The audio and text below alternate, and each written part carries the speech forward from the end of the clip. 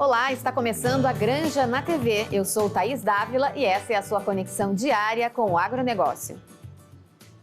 O agronegócio brasileiro exportou 14 bilhões de dólares em agosto de 2024, de acordo com o Ministério da Agricultura. Os setores com maior destaque foram a soja, as carnes, o complexo sucro-alcooleiro, cereais, farinhas e preparações, além de produtos florestais. A soma somente destes produtos corresponde a 78% do valor exportado no último mês. Nos últimos 12 meses, o Brasil exportou 165 bilhões de dólares em produtos do agronegócio.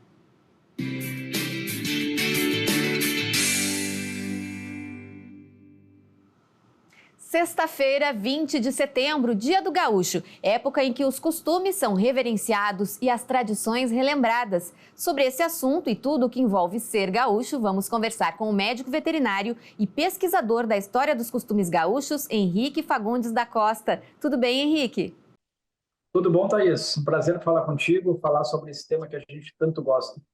Pois é, hoje é Dia do Gaúcho e, como eu falei antes, momento em que as tradições ficam mais evidentes aqui no estado. Queria começar te perguntando sobre isso. Por que o 20 de setembro é o Dia do Gaúcho? Bom, o 20 de setembro, historicamente, marca o início da Revolução Farroupilha. Alguns amigos eventualmente me perguntam por que não comemorar no dia 11 de setembro, que seria o dia da proclamação rio-grandense, da República Rio-Grandense. Historicamente, o 20 de setembro foi a data que foi escolhida, então, para comemorar. E a gente está falando de comemorar o início da Revolução Farroupilha, mas também essa data, com o passar dos anos, ela acabou perdendo um pouquinho dessa conotação militar da Revolução Farroupilha para marcar justamente o Dia do Gaúcho, o dia que a gente comemora o orgulho da nossa história, o orgulho das nossas tradições, o orgulho de ser gaúcho. Então, eu acho que essa data ela tem sim um duplo propósito, vamos dizer assim. Ela marca, como eu falei, o início da Revolução Farroupilha, mas ela também marca esse dia de comemorar toda a nossa tradição, a nossa história, os nossos costumes, é o Dia do Gaúcho. Henrique, a história dos costumes gaúchos que você tanto estuda tem a ver com pilcha e chimarrão, mas vai muito além disso, né? Tem toda uma questão das práticas e da lida do campo também. Thaís, a tradição gaúcha, ela é muito vasta, mas ela também é muito pessoal.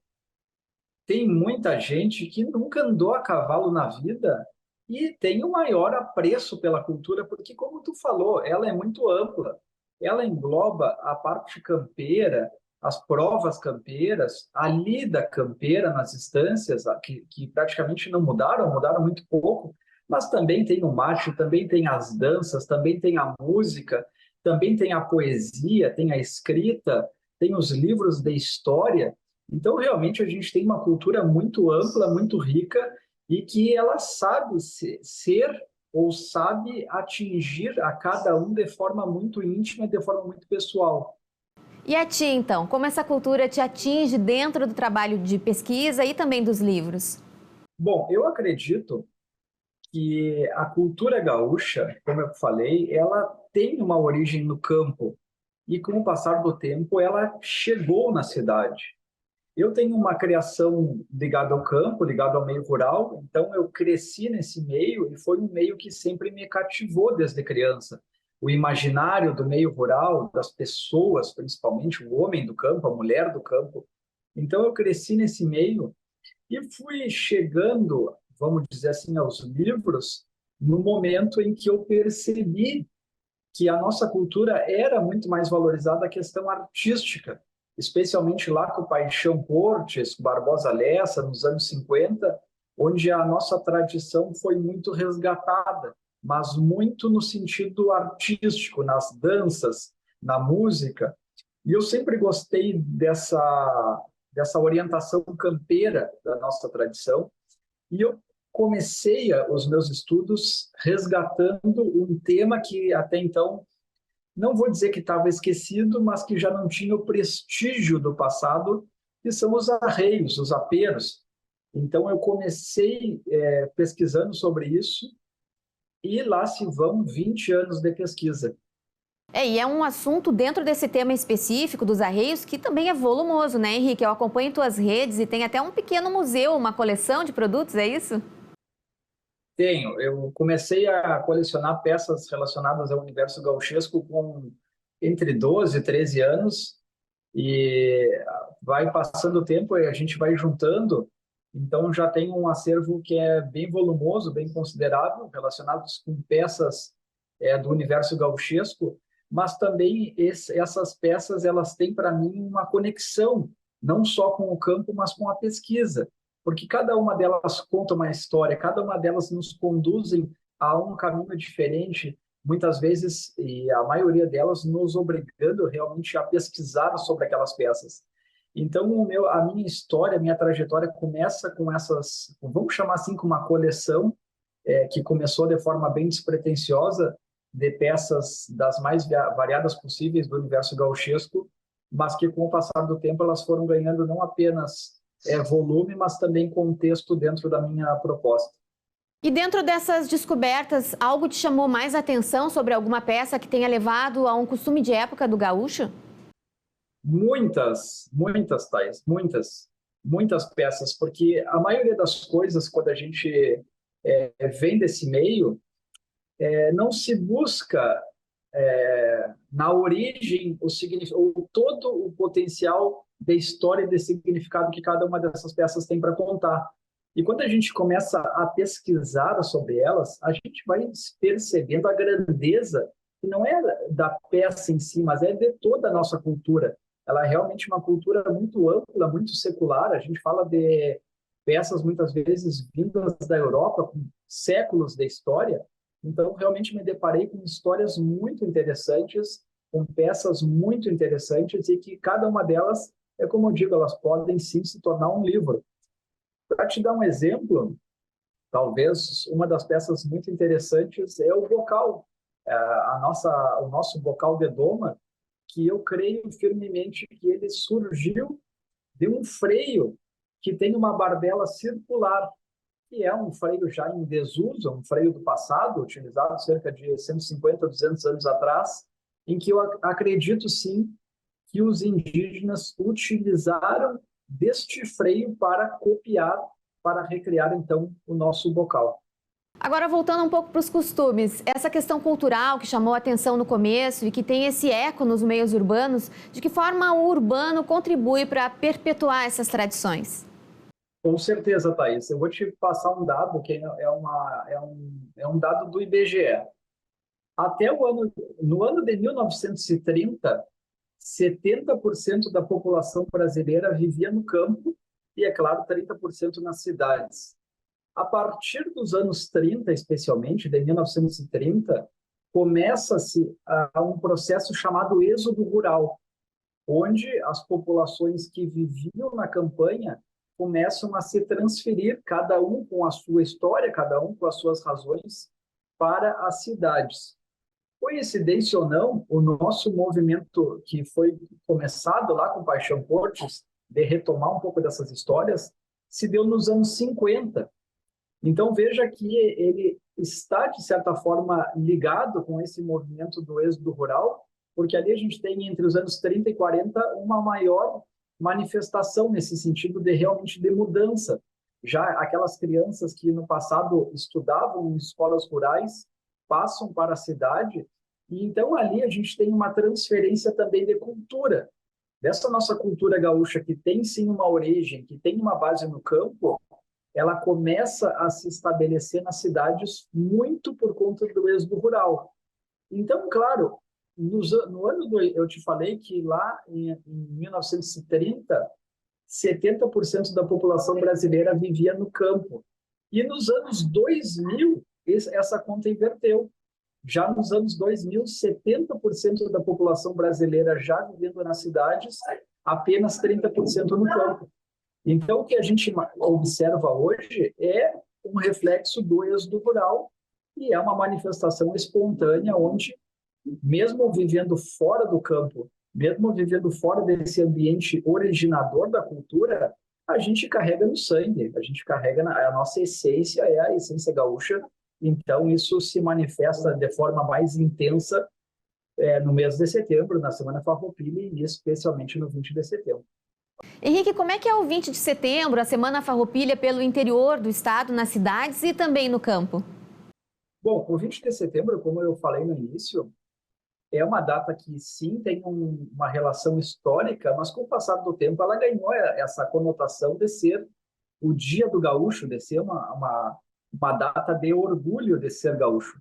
Então, na cidade, é um pouco isso, é o resgate da essência, é voltar ao passado, é voltar à origem, é perpetuar a nossa tradição, é vivenciar a tradição nas diferentes manifestações. Mas para o pessoal que vive no campo, que trabalha no campo, também é um dia de festa, também é um dia de exaltar aquilo que acreditam, de vivenciar essa tradição que vivem no dia a dia, mas que é um dia a dia de trabalho e não de festa. Então, para o pessoal do campo, também de encontrar os amigos, de encontrar a família, porque muitas vezes vivem num afastamento por conta de estarem trabalhando no campo. Então, eu acho que os motivos acabam sendo parecidos, apesar das realidades serem diferentes, e eu acredito que o sentimento, esse é um só, esse sentimento de ser e de querer ser gaúcho. Bom, agora eu queria falar um pouquinho sobre o teu trabalho, né, Henrique? Tem livros saindo, como estão teus projetos? Bom, Thaís, esse ano eu cometi uma espécie de aventura, vamos dizer assim, de publicar uma obra que é um clássico do Rio Grande do Sul, que se chama Antônio Chimango. E, claro, não apenas fazer uma impressão dessa obra, mas eu fiz um estudo baseado em três pilares: um pilar histórico, no pilar artístico, ou seja, da linguagem do poema, e no aspecto campeiro.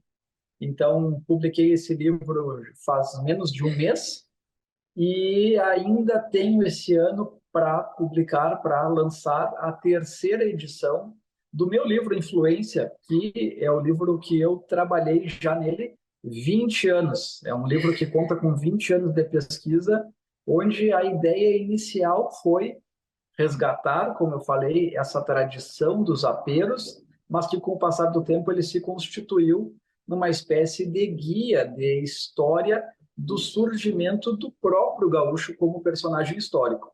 Então, esse ano vão ser, né, porque ainda não lancei a terceira edição do Influência, mas um lançamento que foi o Antônio Chimango, que na verdade são dois livros em um livro que eu escrevi dentro do livro, mais a obra original, comentada por mim, e depois, então, lançarei em fim de novembro a terceira edição do Influência. E quem tiver interesse em conhecer teu trabalho e também os livros, te encontra como? Me procura no Instagram, @dacostahenrique, e eu também tenho um site que é Tradição em Livro, sem o cedilha, sem o ão, tradicãoemlivro.com.br. Ali no meu site estão todas as minhas produções, não só em publicações literárias, as palestras, os podcasts, também alguns textos, e lá no Instagram, onde eu estou todo dia trazendo histórias, trazendo postagens aí sempre relacionadas com a nossa cultura e a nossa tradição. E nessa semana, é claro, um pouco mais reativo, vamos dizer assim, na questão histórica, falando sobre o 20 de setembro, falando sobre as velhas brincadeiras que a gente encontra todo ano, se a gente no 20 de setembro comemora ou não uma guerra perdida. Então, lá no meu perfil sempre vocês vão encontrar todo ano novas postagens nesse aspecto. Tá certo, então, Henrique, obrigada pela participação e um bom dia do Gaúcho para ti.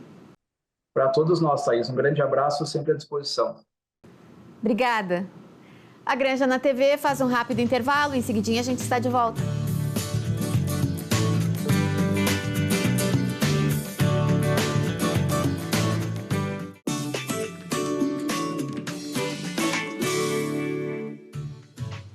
Estamos de volta com a Granja na TV. E hoje a divulgadora científica Lívia Padilha, que participa toda semana conosco, trazendo os infográficos do site Sacred Call, é a nossa convidada para falar também sobre o livro A Carne Nossa de Cada Dia, que foi revisado por ela na tradução para o português. Tudo bem, Lívia? Tudo bom, Thaís? Bom dia. Bom dia. Bom, queria começar te perguntando, você já falou aí num dos vídeos sobre o infográfico, sobre a questão do livro, de que forma o livro contribui para uma percepção mais adequada da pecuária no país? Bom, Thaís, nós já falamos e estamos começando a mostrar os infográficos aos pouquinhos, mas a parte principal, eu acho que a gente vai continuar hoje, inclusive falando sobre os infográficos também, é a questão do meio ambiente, porque seguidamente essas questões em relação à carne bovina, elas giram em torno de questões nutricionais, questões ambientais e também questões éticas ou morais. Mas o livro, de uma certa forma, ele é muito completo em relação à questão ambiental. E aqui, no nosso país, principalmente, a gente tem muito essa questão da vilanização da carne bovina e da pecuária, gado de corte, em relação a questões ambientais. Hoje mesmo, a gente vê nas manchetes e vê na mídia muitas relações, às vezes com as queimadas e pecuária, ou mesmo agricultura. Então, a gente tem que cada vez mais desmistificar esses temas, e o livro é um presente, digamos assim, para todos os pecuaristas brasileiros e para todo mundo que está envolvido no setor, porque ele desmistifica com base científica e de uma forma muito clara todas essas questões. Bom, o livro não é brasileiro, obviamente, já que você trabalhou aí na tradução, mas ele foi desenvolvida, essa percepção de que precisava falar sobre isso, a questão nutricional, a questão ambiental e a questão ética, nos Estados Unidos, né, Lívia? Como é que é a percepção da pecuária lá? Porque a gente vê aqui no Brasil sempre como você usou a expressão, uma vilanização da pecuária, mas também do pecuarista, né? Como é que é a questão lá, como é que é abordada e de que forma a tradução do livro contribui para trazer uma nova visão aqui também? Ah, perfeito. Exato. O livro é de 2 autores americanos, que a gente já mostrou aqui, norte-americanos, e muitos dos dados, na verdade, são globais. Então, o que acontece? Aqui no Brasil... Tem uma obra aí na casa da Lívia, mas a gente está ciente. Vamos lá, Lívia, pode tocar. Aqui no Brasil, ele foi traduzido, então, como a carne nossa de cada dia, e muitos dos dados a gente consegue entender e aproveitar. Por quê? Porque a questão nutricional da carne, por exemplo, é universal. Então, toda essa parte nutricional, tudo que a gente entende ali e aprende naquela parte é para o mundo todo. Depois, essa parte ambiental, muitas das coisas, quando a gente vê um dado, por exemplo, norte-americano, mesmo que diga a questão de emissões do metano, o gado, ele é igual em qualquer lugar do mundo. Então, quando a gente, por exemplo, entende as diferenças entre os sistemas produtivos, claro que aqui no Brasil a gente não tem tanto confinamento, por exemplo, quanto nos Estados Unidos. Então, isso já é uma vantagem. E como eles explicam as diferenças, a gente entende. Então o gado a pasto, ele se alimenta mais ainda desses materiais que a gente não consegue digerir, é mais eficiente em termos de ambientalmente eficiente, ele acaba produzindo uma proteína e alimentos de alto valor biológico lá na ponta, sendo que ele comeu pasto, comeu subprodutos de outras culturas. Então, isso a gente consegue entender facilmente pelo livro, e eu acredito que lá nos Estados Unidos e até na Austrália, por exemplo, a questão do produtor, do pecuarista em si, ele é um pouco mais, talvez, bem visto pela sociedade no geral, quanto aqui no Brasil. Essa é a impressão que eu tenho, e falando também com amigos e produtores também, é uma percepção comum. Então, eu acho que vai ser mais um aliado nesse sentido, com os argumentos, com toda essa base, explicando realmente como a gente faz aqui uma pecuária muito sustentável, muito ambientalmente correta em vários sentidos, como a gente consegue daí ganhar, digamos assim, um pouco mais a sociedade e esse respeito. E até do ponto de vista da alimentação da população, né? Porque o consumo de proteína é importante para uma questão de saúde em geral, e muitas vezes as pessoas acabam se sentindo até culpadas em alguma medida por consumir a carne em função de tudo isso que se fala sobre, enfim, sobre a produção e sobre o consumo da proteína. Exato. Não, essa parte nutricional é excelente. Inclusive, eu tenho falado, eu estou fazendo também uma série e depois vou postando uma série com especialistas, a gente está fazendo e divulgando, ajudando a divulgar aqui o livro, principalmente porque eles também adoraram, leram o livro em inglês e estavam ansiosos. Então, por exemplo, ontem eu conversei com uma amiga minha que é nutricionista e ela estava dizendo isso.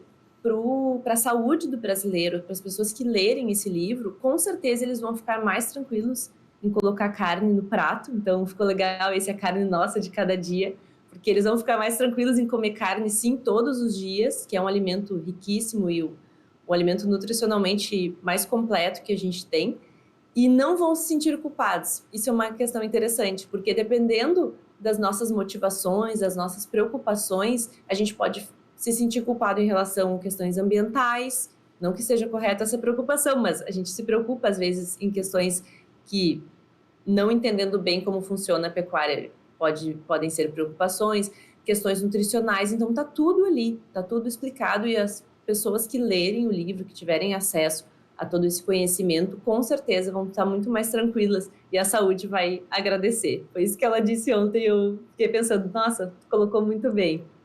Que bom, Lívia. Bom, eu já encomendei meu livro, estou esperando, deve chegar segunda ou terça-feira. Aí vou conferir aí em loco todas as informações que você vem nos trazendo e também quem quiser mais informações sobre o conteúdo do livro e esses temas que a Lívia vem abordando, é só acessar a rede social da Lívia, o site Sacred Call. E, aliás, hoje a gente tem aqui ao vivo a nossa participação da Lívia também para falar do infográfico semanal que ela vem trazendo aí toda semana, cada dia um ponto diferente sobre a questão da pecuária e da proteína. Vamos ao infográfico então, Lívia.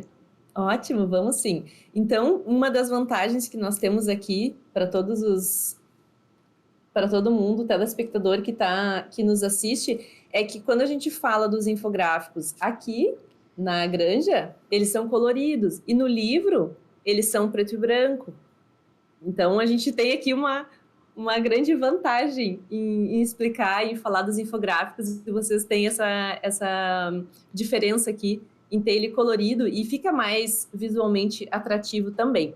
Então hoje, Thaís, nós vamos falar sobre o infográfico, continuando na área da questão ambiental, tem vários infográficos nessa área, mas é um infográfico que eu gosto bastante e é muito interessante em relação às emissões, que é isso que ele trata aqui, ele aborda principalmente, mas ele é muito bom porque ele mostra a grande diferença que seguidamente se diz, mas se eu deixar de comer carne, talvez seja a mesma coisa do que eu usar menos transporte, porque polui igual. Eles têm, às vezes, umas comparações, e aparecem até em Segunda-feira Sem Carne, em alguns outros lugares, aparecem umas comparações da pecuária com o transporte.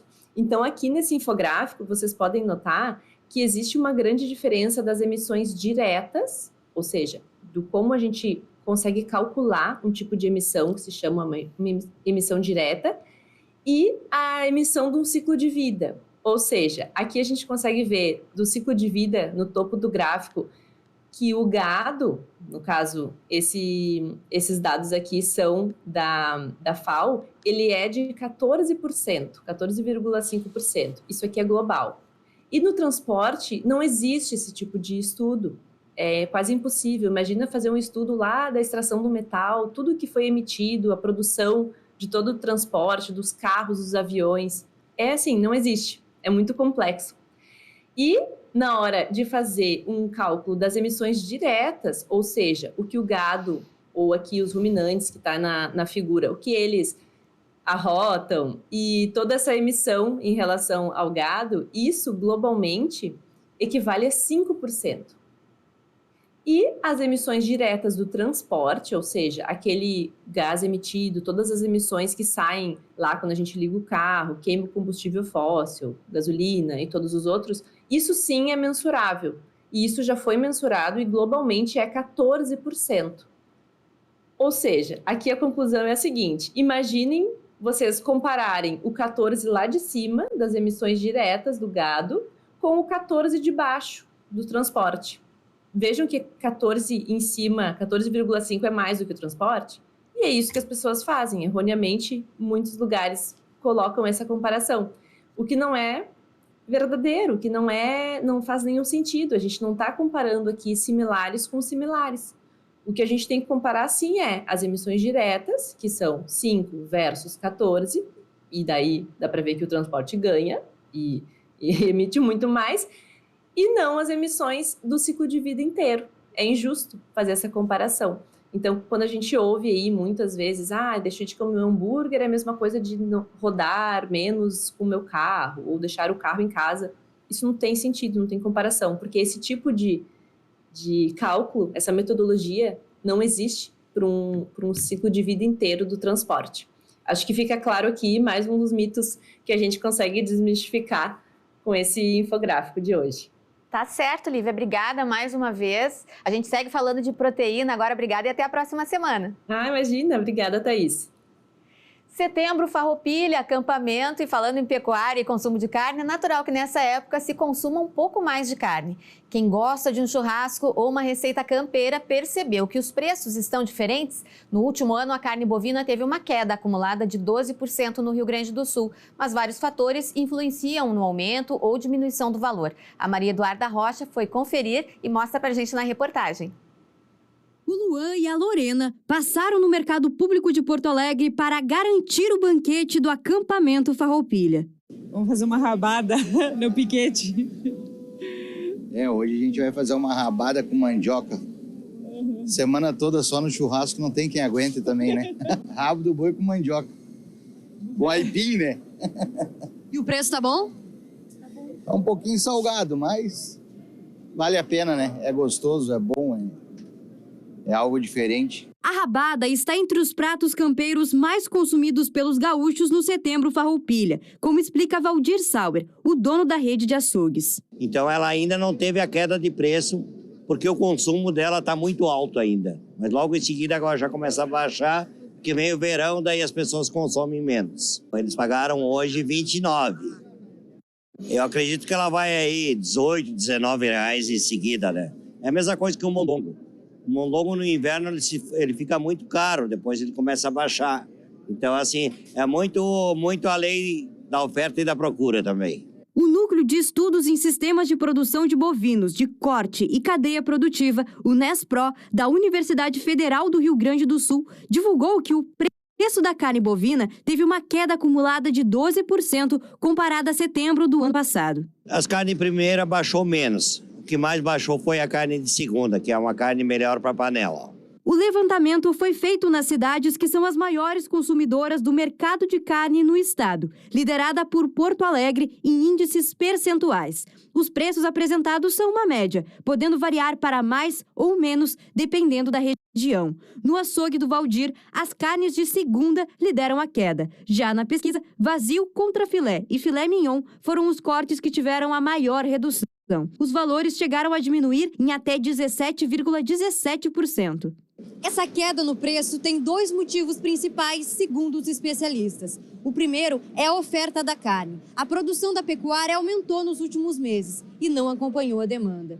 Junto a isso, vem o segundo fator, a queda na renda das famílias, que acabam diminuindo o consumo do produto. O que a gente nota, o poder aquisitivo tá um pouco... As pessoas estão com um pouco de dificuldade de dinheiro para comprar. E para nós aqui do centro, aqui de Porto Alegre, faz muita falta o trem. É um público que compra bem no mercado público, que está deixando de vir porque não temos o trem. Foi percebida uma maior procura pelas carnes mais acessíveis aqui no açougue. E para os clientes que querem economia, tem sugestão na hora da compra. Lembram do pessoal que veio buscar uma rabada para o acampamento Farroupilha? Na próxima, eles têm uma alternativa mais econômica, a vaca atolada. Em vez de fazer a rabada, tu vai fazer com o peito bovino. O mesmo sistema de fazer a rabada.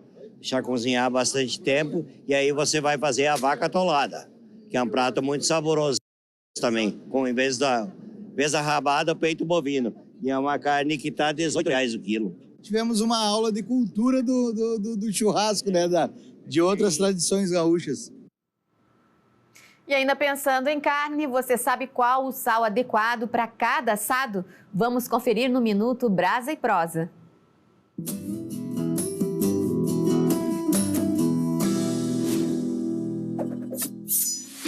Braseiros e braseiros, chefe Ed Dagri, e hoje estou aqui para falar com vocês sobre o sal. Cuidado com o sal. para finalizar o assado, sempre o sal entrefino.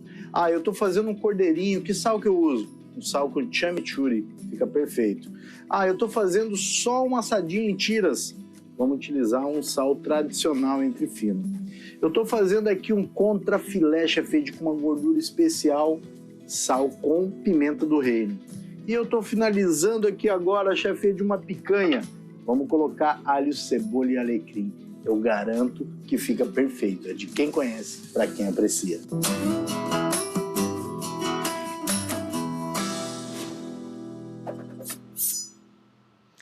Muito bem, mais uma dica aí do Minuto Brasa e Prosa. E a Granja na TV de hoje fica por aqui. Um ótimo dia do Gaúcho para você e até segunda-feira.